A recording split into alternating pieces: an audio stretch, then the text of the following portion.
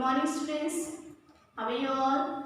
I hope that you all are safe and fine at home.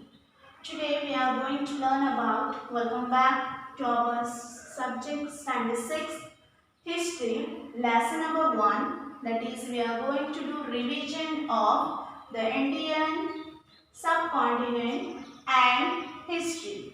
So let's learn about the question answers. Might be previously you have taken information about whole that lesson. We have learned that whole lesson. Now today I am going to explain you the question answers of the lesson.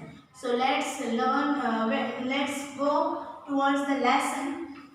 What is there exactly in the Indian subcontinent and history? And we are going to see question number 1, just page number 5.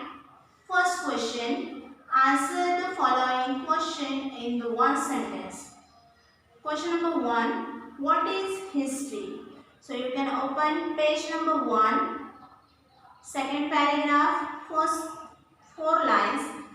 See, what is history? Answer, history is a coherent account of the significant past events in the progress of human culture. What is history? History is a coherent accounts of past event which is in the progress of human culture. That is called as a history. Second question is that where do human settlement flourish? Second question is where did the human settlement flourish? Where you can see, just see the answer is the human civilization flourish on the bank of the river. Mostly you can see why it's called as a bank of the river, because mostly where there is a bank of a river, there they were doing their crops, they were hunting the ships, and because of that it is called that civilization had flourished on the bank of river. Third question is that what do the people in the hilly region depends on for their food? In the hilly region, answer C, page number 1, last para, right hand side, last 5 lines. In hilly region, people depend more on hunting and gathering for their food. So we can see that in the hilly region, because where they are staying, where there is a hilly region, there mostly they were doing hunting, and also they were gathering food from the forest and from the hilly region. Question number 4 is given, which is the earliest civilization in India?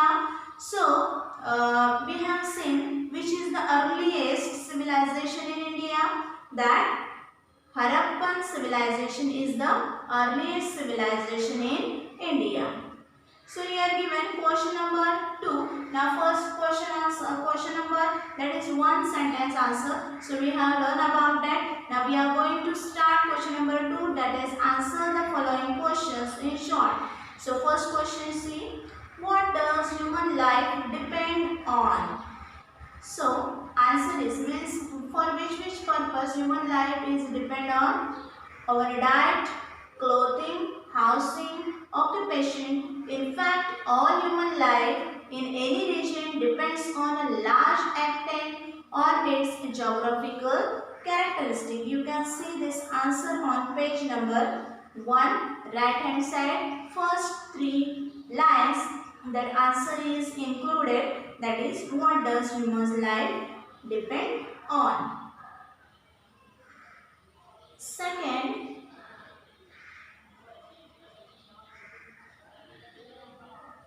Second question you can see here, what features of our surroundings form the means of our livelihood? Which type of features were included in the surroundings forms for livelihood? Just see page number 2, first 4 lines. Answer is there, the climate, rainfall, agriculture, produce, flora and fauna of the region, where we live are the sources of our livelihood. The climate, which type of climate is there? Rainfall is there, agricultural produce is there, flora and fauna of the region, that whole sources of our livelihood. Then next, which region is known as the Indian subcontinent? So, question number 3 is that which region is known as,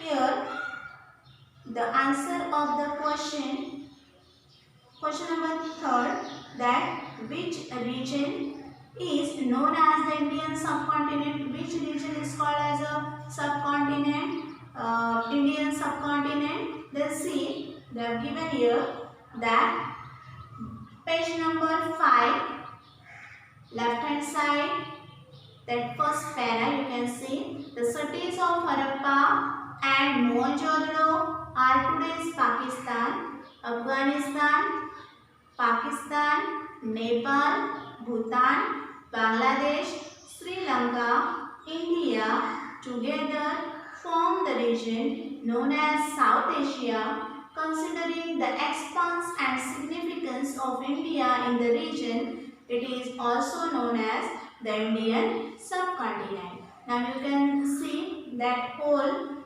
6-7 line answer is there. So you have to read properly the cities of Harappa and Mohenjo-daro, which is today's in Pakistan. Then Afghanistan, Pakistan, Nepal, Bhutan, Bangladesh, Sri Lanka, India together form the region known as South Asia, and this is considering the expanse means broadness and significance of India in this region, and this is also called as a Indian subcontinent. Now question 3, just see, give reason. First question is that in give reason there is a close relations between history and geography. There is a close relations between history and geography. So you can see on the page number 2, see left hand side,